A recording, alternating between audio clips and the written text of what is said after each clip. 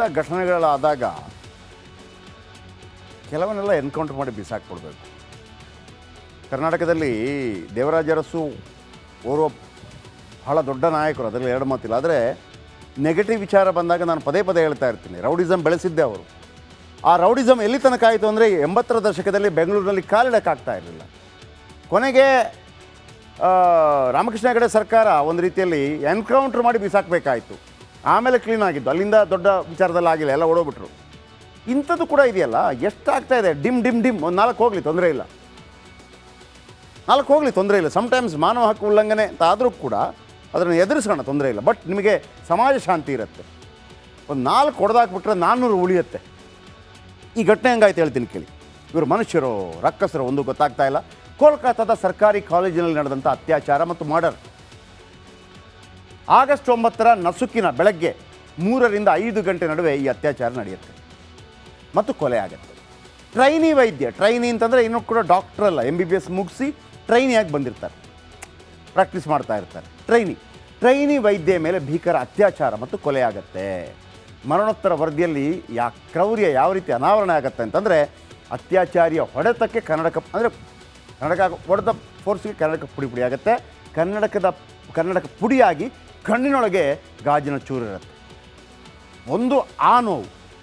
ಆ ನಂತರ ಆಕೆಯ ಮೇಲೆ ರೇಪ್. ವೈದ್ಯ ಕೈ ಮುಖ ಸೇರಿ ದೇಹದ ತುಂಬೆಲ್ಲ ಕಚ್ಚಿ ಒಂದು ರೀತಿಯಲ್ಲಿ ಗಾಯ ಮಾಡ್ತಾರೆ. ಹೊಟ್ಟೆ ಕೆಳಗೆ, ತುಟಿಗಳು, ಬೆರಳು, ಎಡಗಾಲಿಗೆ ಕೂಡ ಗಾಯ ಆಗುತ್ತೆ. ಆಕೆಯ ಮೂಗು ಮತ್ತು ಬಾಯಿಯನ್ನು ಒತ್ತಿ ಹಿಡಿಯಲಾಗಿದೆ, ಮರಣೋತ್ತರ ಪರೀಕ್ಷೆಯಲ್ಲಿ ಗೊತ್ತಾಗತ್ತೆ.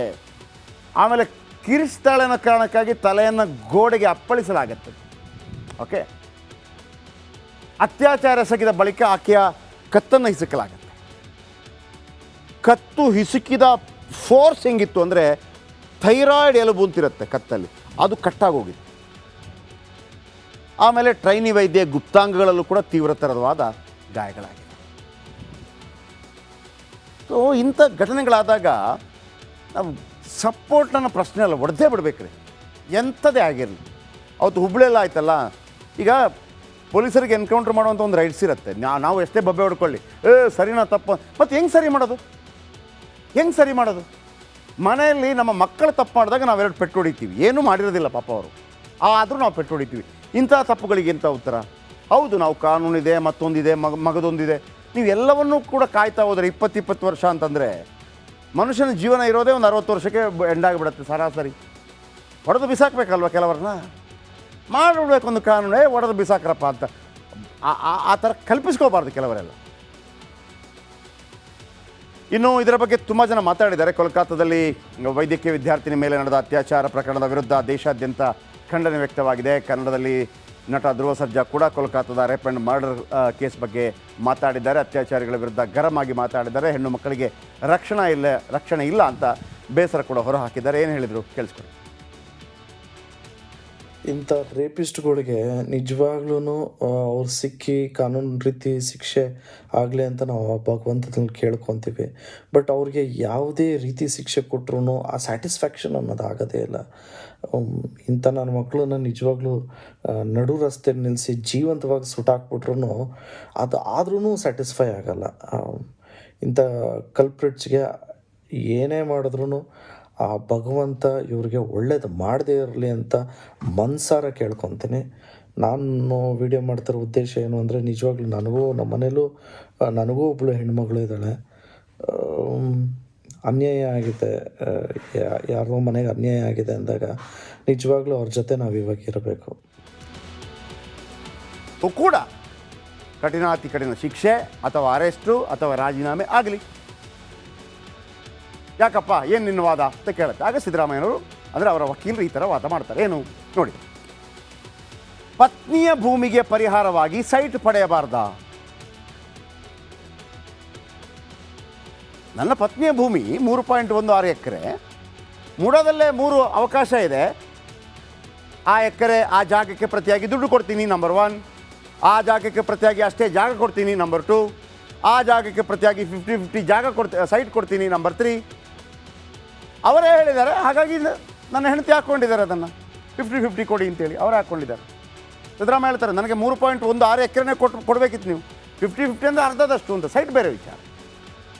ಆಮೇಲೆ ಇದನ್ನು ಯಾರು ಕೊಟ್ಟಿದ್ದು?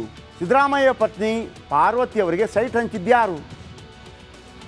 ಸಿದ್ದರಾಮಯ್ಯ ನಾಳೆ ವಾದ ಮಾಡೋದು, ನಾನಲ್ಲ ಸ್ವಾಮಿ, ಬಿ ಜೆ ಪಿ ಸರ್ಕಾರ ಕೊಟ್ಟರು. ಓಕೆ, ಹಾಗಿದ್ರೆ ಸಿದ್ದರಾಮಯ್ಯ ಬಿ ಜೆ ಪಿ ಸರ್ಕಾರದ ಮೇಲೆ ಪ್ರಭಾವ ಬೀರಿದ್ರಾ? ಬೀರಿದ್ರೇನ್ರಿ ಅಂತ ಬಿ ಜೆ ಪಿಯವ್ರು ಹೇಳಬೇಕು. ಬೀರಿದ್ರು ಅಂತ ಬಿ ಜೆ ಪಿಯವ್ರು ಹೇಳೋಕ್ಕಾಗತ್ತಾ? ನಮ್ಮ ಮೇಲೆ ಅವ್ರ ಪ್ರಭಾವ ಬೀರಿದ್ರು ಅಂತೇಳಿ ಹೇಳೋಕ್ಕಾಗಲ್ಲ. ಅವರು ಬೀರಿಲ್ಲ ಅಂತ. ಒಂದು ವೇಳೆ ಪ್ರಭಾವಕ್ಕೆ ಒಳಗಾದ್ರು, ಹೌದು ಸಿದ್ದರಾಮಯ್ಯನವರು ನನಗೆ ಒತ್ತಾಯ ಮಾಡಿದರು ಹಾಗಾಗಿ ಕೊಟ್ಟೆ ಅಂತ ಬಿ ಜೆ ಪಿ ನಾಯಕರು ಹೇಳಿದರೆ ಯಾರು ಒಳಗೋಗ್ಬೇಕು? ಬಿ ಜೆ ಪಿ ನಾಯಕರು, ಸಿದ್ದರಾಮಯ್ಯನ ಅಲ್ವಾ? ಆಯ್ತು, ಸರಿ ಸ್ವಾಮಿ, ನೋಡಿ ಅದೆಲ್ಲ ಗೊತ್ತಿಲ್ಲ. ಅವ್ರು ಫೋನ್ ನೋಡಿ, ಇಷ್ಟೆಲ್ಲ ದಾಖಲೆ ಇದೆ. ಏನು ದಾಖಲೆ? ಸಿದ್ದು ಶಿಫಾರಸು ಮಾಡಿದ ದಾಖಲೆಗಳು ಇದೆಯಾ? ಬಿಡುಗಡೆ ಆಗಿಲ್ಲ. ಮಹಾಸ್ವಾಮಿಗಳೇ, ನಾನು ಪ್ರಭಾವ ಬೀರಿದ್ದೆ ಅನ್ನೋದಕ್ಕೆ ದಾಖಲೆ ಇಲ್ಲ, ವಿಡಿಯೋ ಕಾಲ್ ಇಲ್ಲ, ಫೋನ್ ಇಲ್ಲ. ಆಮೇಲೆ ಖಾಸಗಿ ದೂರು ಮುಂದಿಟ್ಟುಕೊಂಡು ವಿಚಾರಣೆಗೆ ಒಪ್ಪಿದ್ದಾರೆ. ಖಾಸಗಿ ದೂರು, ಇದು ಪ್ರೈವೇಟ್. ರಾಜಕೀಯವಾಗಿ ಇಕ್ಕಟ್ಟಿಗೆ ಸಿಲುಕಿಸಲು ರಾಜಭವನವನ್ನು ದುರ್ಬಳಕೆ ಮಾಡಿದ್ದಾರೆ, ನನ್ನನ್ನು ತೇಜೋವಧೆ ಮಾಡೋದಕ್ಕೆ ಮಾಡಿದ್ದಾರೆ ಅಂತ ಅವ್ರು ಹೇಳ್ತಾರೆ. ಆಯ್ತು, ಈಗ ನಾನು ಹೇಳ್ತಾ ಇದ್ದೆ ಸಿದ್ದರಾಮಯ್ಯನವರು ಯಾಕೆ ಅನಿವಾರ್ಯ ಆಗ್ತಾರೆ ಕಾಂಗ್ರೆಸ್ಗೆ ಅಂತೇಳಿ. ಹಾಗಂತ ಡಿ ಕೆ ಶಿವಕುಮಾರ್ ಒಳ್ಳೆ ಮುಖ್ಯಮಂತ್ರಿ ಆಗಲ್ಲ, ಖಂಡಿತ ಆಗ್ತಾರೆ. ಆದರೆ ಖಂಡಿತವಾಗ್ಲೂ ಒಳ್ಳೆ ಮುಖ್ಯಮಂತ್ರಿ ಆಗ್ತಾರೆ, ಅಲ್ಲಿ ಎರಡು ಮಾತಿಲ್ಲ.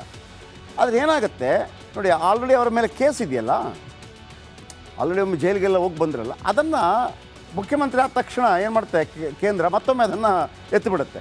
ಇಕ್ಕಟ್ಟಿಗೆ ಸಿಲುಕಿಸ್ಬಿಟ್ಟು ಮತ್ತೆ ಈಸಿ ಅಂತ. ಏನು, ಡಿ ಕೆ ಶಿವಕುಮಾರ್ ಅವರು ಮುಖ್ಯಮಂತ್ರಿ ಆದರೆ ಅವರನ್ನು ಇಕ್ಕಟ್ಟಿಗೆ ಸಿಲುಕಿಸೋದು ಭಾಳ ಈಸಿ. ಸಿದ್ದರಾಮಯ್ಯವ್ರನ್ನ ಆಗ್ತಾ ಇರಲಿಲ್ಲ ಯಾವುದೇ ಕಾರಣಕ್ಕೂ ಕೂಡ. ಇದರಲ್ಲೊಂದು ಸಿಲುಕಿಸುವಂಥ ಪ್ರಯತ್ನಗಳಾಗ್ತಾ ಇದೆ. ಒಂದು ವೇಳೆ ಅವ್ರು ತಪ್ಪು ಮಾಡಿದರೆ ಅವ್ರಿಗೂ ಶಿಕ್ಷೆ ಆಗಬೇಕು, ಅದರಲ್ಲಿ ಎರಡು ಮಾತಿಲ್ಲ. ಈಗ ಬರ್ತೀನಿ ಮುಡಾ ವಿಚಾರಕ್ಕೆ. ನೋಡಿ, ಮುಡಾ ನಿವೇಶನ ಹಂಚಿಕೆಯಲ್ಲಿ CM ಸಿದ್ದರಾಮಯ್ಯ ವಿರುದ್ಧ ಪ್ರಾಸಿಕ್ಯೂಷನ್ಗೆ ರಾಜ್ಯಪಾಲರು ಅನುಮತಿ ನೀಡಿದ್ದಾರೆ. ಅದು ದೊಡ್ಡ ವಿವಾದಕ್ಕೂ ಕಾರಣವಾಯಿತು. ಆಗ ಕೇಳ್ಬೋದು, ಯಾಕೆ ವಿವಾದಕ್ಕೆ ಕಾರಣ ಆಗುತ್ತೆ? ಯಡಿಯೂರಪ್ಪನವರು ಕೊಟ್ಟಾಗೆಲ್ಲ ನೀವೆಲ್ಲ ಕ್ಲಾಪ್ ಮಾಡಿದರೆ ರಾಜೀನಾಮೆ ಕೊಡಲಿಲ್ವಾ? ಅನೇಕರಿಗೆ ಏನಿದೆ, ಮಾಧ್ಯಮದವ್ರು ಇರ್ಬೋದು, ಮತ್ತವ್ರು ಇರ್ಬೋದು, ಪ್ರಾಸಿಕ್ಯೂಷನ್ ಕೊಟ್ಟ ತಕ್ಷಣ ರಾಜೀನಾಮೆ ಕೊಡಬೇಕಾಗತ್ತೆ. ಯಾಕೆಂದರೆ ನಮ್ಮ ಕಣ್ಣ ಮುಂದೆ ಉದಾಹರಣೆ ಇರೋದು ಯಡಿಯೂರಪ್ಪನವರು.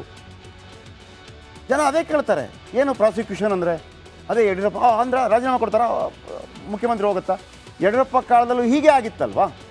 ಯಡಿಯೂರಪ್ಪ ರಾಜೀನಾಮೆ ನೀಡಿದರು, ಮುಡಾ ಹಗರಣವು ಥೇಟ್ ಅದೇ ಮಾದರಿಯಲ್ಲಿರೋದ್ರಿಂದ ಸಿದ್ದರಾಮಯ್ಯ ಕೂಡ ರಾಜೀನಾಮೆ ಕೊಡಬೇಕು ಅಂತ ಜನಸಾಮಾನ್ಯರು ಕೊಡ್ಬೋದೇನೋ ಅಂತ ಅಂದ್ಕೋತಾರೆ ಅಲ್ವಾ? ಯಡಿಯೂರಪ್ಪ ರಾಜೀನಾಮೆ ಕೊಟ್ಟಿದ್ದಾರೆ, ಇವರು ರಾಜೀನಾಮೆ ಕೊಡ್ತಾರೆ. ಯಾಕೆಂದರೆ ಪ್ರಾಸಿಕ್ಯೂಷನ್ ಅವತ್ತು ಹಂಸರಾಜ್ ಭಾರದ್ವಾಜ್, ಇವತ್ತು ಇವರು. ಆದರೆ ಎರಡೂ ಪ್ರಕರಣದಲ್ಲಿ ಅಜಗಜ ಅಂತರ ಇದೆ. ಇದು ಯಾರು ಹೇಳೋದು? ಕೋರ್ಟ್ ನಾಳೆ ಇದನ್ನು ನೋಡ್ಕೊಳ್ಳುತ್ತೆ ಅಂತ. ನೀವೀಗ ಸಿದ್ದರಾಮಯ್ಯ ಪರ ಮಾತಾಡ್ತಿದ್ದೀನಿ ಅಥವಾ ಮತ್ತೊಂದು ಪರ ಮಾತಾಡ್ತಿದ್ದೀನಿ ಅಂತ ಅಂದ್ಕೋಬೇಡಿ. ಕೋರ್ಟ್ ಹೆಂಗೆ ನೋಡುತ್ತೆ? ಕೋರ್ಟ್ ಸಿದ್ದರಾಮಯ್ಯ ಹತ್ರ ಕೇಳುತ್ತೆ,